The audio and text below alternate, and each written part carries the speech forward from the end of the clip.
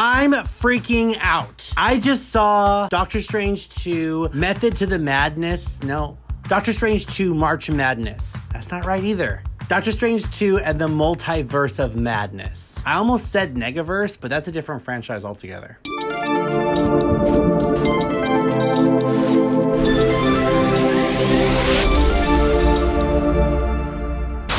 I'm freaking out. And I'm gonna be honest, I'm not very prepared for this review because I just saw it and I want to capture that excitement that I just had. I literally just got home from the theater like 10 minutes ago. If you are new here, my name is Gilbert. I do reactions to live vocal performances. Sometimes I comment on pop culture, and now I guess I'm doing movie reviews. Right away, this is a spoiler alert. If you have not seen the film, keep watching at your own risk. Don't be like, hey, spoilers, because you're choosing to sit here and watch this after I announced it. So that's your bad. I'll try to somewhat go in chronological order, but I just have to right now scream, Professor X made a cameo and he's played by Patrick Stewart. What is life? Oh my gosh, that was the coolest thing ever. And Mr. Fantastic, Reed Richards, they're gonna do the Fantastic Four. They're gonna do the X-Men. This is what we have been waiting for. I am so freaked out. I was livid. Here I am knowing all of these Easter eggs, watching the wheelchair, watching Professor X come in, watching Reed Richards come in. I'm like, ah, the Fantastic Four! Oh my God, the X-Men! I'm freaking out and I'm looking around. There were these, pardon my French, old farts kicking back in the reclined seats. I don't even know if they're even awake. They've got butter smeared all over their face. Their legs are propped up on the recliner. I think they were passed out. And I'm like, this is cinematic history. Why am I the only one that is screaming? I'm like freaking out. I know what a big deal this is. They didn't care, boo. Nothing against, like, the older generation. I mean, I'm 40, right? I'm not a young spring chicken. Okay, now we can back up a little bit. So in the beginning, when we see Doctor Strange and America Chavez, at first I didn't know, of course, that it was gonna be America. I was just like, oh, who's this young girl that he's with? I had to grow to like her because those of you that know my relationship to the series Buffy the Vampire Slayer, I really hated the character Dawn. I really don't like it when there is, like, a young child, usually like some whiny girl who needs to be saved all the time and ends up complicating things by doing everything that she's not supposed to do. Here's looking at you, Dawn. And apparently she has power, but she doesn't know how to use it. And I was like, girl, how much more fear do you need? You've got this demon chasing you. And then right after, she has like this big octopus thing with this big old cyclops eye, like trying to pull a King Kong and like thrash her all over the city. And apparently that's not scary enough for her to like, you know, America out and do something fierce. And then later we find out that a bee landed on her and she couldn't handle that apparently. And that made her lose her parents. I was like, I don't know if I see the logic in that. I know, she was even littler then, so kids get scared easily. But I really began to fall in love with her. I think that she's an incredible actress. So I was able to get over the character because the actress was bringing the character to life in such an interesting way. I absolutely want to see more of her. Now, I don't know if she's been in other things, but if this is her debut, what a debut. Yeah. This is incredible. It's pretty crazy. I'm just so lucky to be here. Yeah. Well, you're very talented. And right when I said that, it was so funny. Elizabeth was like, she's incredible in it. Huge gamble by Marvel, right? But I'm glad they did it because it worked. I'm invested. I want to see what's going to go on with her character. Super cool. Can I just say that the way that Scarlet Witch used her powers gave me life. Simon something,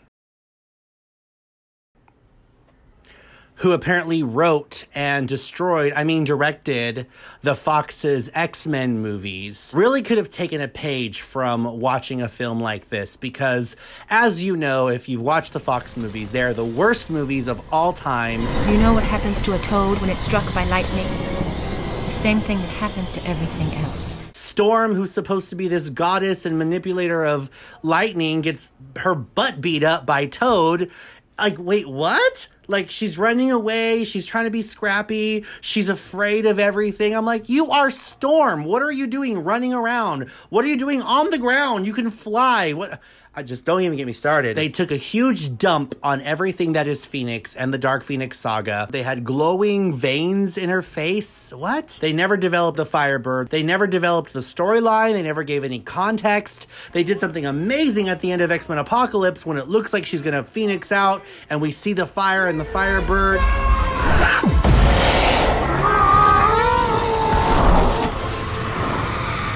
And in the very next movie, it's as if the best scene that they've ever done just didn't even exist. I don't want to rant too much on that movie, but watching Doctor Strange 2 and watching how the MCU handled the Scarlet Witch when she was coming to battle, when they're like all holding the fort down and they're like creating the force fields, the way that she was flying around and trying to penetrate the shield and then utilizing all of her powers, her abilities to speak into their mind and brainwash them, hypnotize them. I was like, see, that's how you do it. By the way, phenomenal acting. She acted my face off. I had to keep rehinging it to my jaw and my temple. What a powerhouse actress she was. The MCU did not disappoint. They're developing Wanda perfectly. She was in her full glory in this movie. I was like, I want the Scarlet Witch to have her own movie, but I kind of feel like she just did. Like watching this film, I know it's Doctor Strange, but it really kind of felt like the Wanda movie, and I am not mad at that. I love that Elizabeth Olsen has developed this relationship with us as Wanda, where we love her. We're so infatuated with her, right?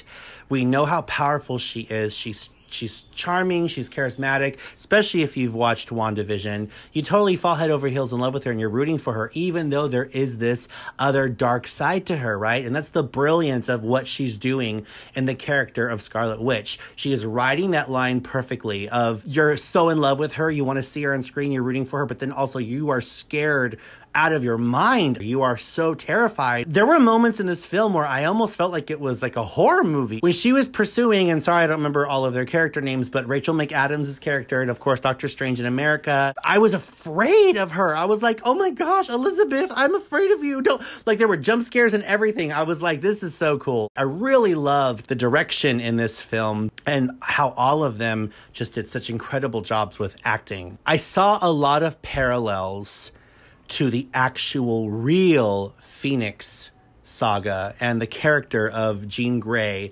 when she's possessed by the Phoenix. This whole dichotomy of being this nearly omnipotent person that can use their abilities for good and for evil and being tempted and pulled and identified by and as both. I feel like if you watch The Avengers, Age of Ultron, and WandaVision, Infinity War, and Endgame, you know exactly what is motivating Wanda to want to have a reality where she can be happy. We've seen what she's gone through. We've seen what was taken from her. It's really hard to just make her this monster or this villain because we totally get it.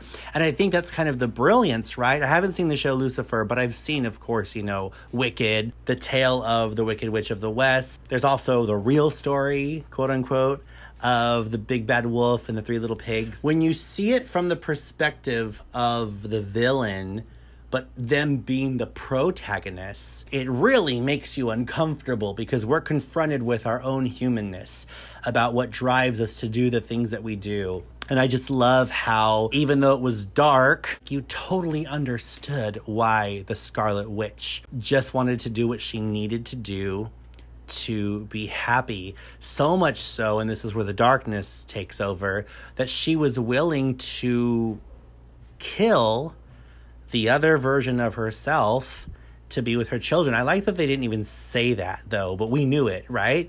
When Strange says, well, what happens to that other version of you, the one that is mothering the kids that you want? Like, that's another version of you. What happens to her? She didn't respond because she didn't need to. We knew. You're going to kill her. Like, we just knew that. And then to have that scene at the end, after she comes in and throws the mother version of her across the room and is basically, you know, going to come for the kids. That moment when you see her basically coming to the understanding of what she's doing. Again, very much like the Phoenix Saga. If you read the Phoenix Saga, or even if you watch the 90s cartoon of the X-Men, And basically the entire Marvel universe tried to defeat Jean Grey as the Phoenix. And really the only way that she was able to be stopped, especially in the cartoon, was by her acknowledging of what she did.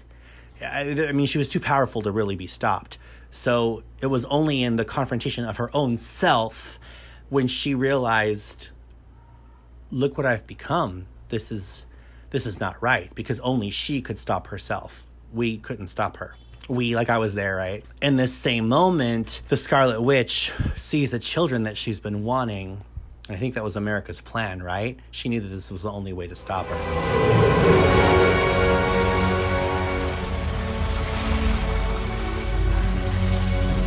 Louis, Tommy. She had her confront herself. And when she did, and she saw the kids and they were terrified of her, she had to deal with that, right? They were like, please don't hurt us. And you just saw her like, what are you talking about? I would never hurt you. Like this very idea that the kids, and see, it makes me want to well up. This very idea that these kids her boys, which is what she's doing all of this for, are petrified of her. They are scared. They're terrified of her. That hit her. Like, I have become this monster. I am a monster, you know? And she turns around and she falls to her feet. And then the mother, Wanda, comes to and gets up and walks over to her. And you're wondering, like, oh my gosh, are they going to fight? You know, is this going to be this really epic showdown? Of course, we kind of want that, to watch the Scarlet Witch fight herself, right? But that's not what happens at all. What I love about that moment is that the mother, Scarlet Witch, Wanda, looks down at the evil monster Scarlet Witch and totally sees her, totally understands her. It's almost like they have this moment of like, I know you. I am you. I know why you're here. I know what you're doing. And I would do the same thing if I were you. How could I blame you? How could I even fight you? You know, just this total moment of self-acceptance. And when I was a mess. And when she grabs her face and she lifts her face up towards hers and she says, they will be loved. Like, that's all you wanted as the mother, you know, as these are your boys. You just want to know that they're going to be loved. And how could you not trust that? Because it's coming from yourself. Oh, it just messed with me. And sometimes that's what it is, right? Sometimes the only time that we can change course is when we're confronted with ourselves. I mean, we can have people fight us. We can have people argue with us, warn us. But true change has to come from within. It has to be when it feels like it's our decision. So I just thought that was so brilliantly written, such wonderful storytelling. It got me so emotional. Benedict Cumberbatch better act his face off. I love what he did, the version of him with the eye on his head, and then the one that's from our universe, right? The way that they're speaking to each other, it's the same actor. And technically he's playing the same character, which is Doctor Strange.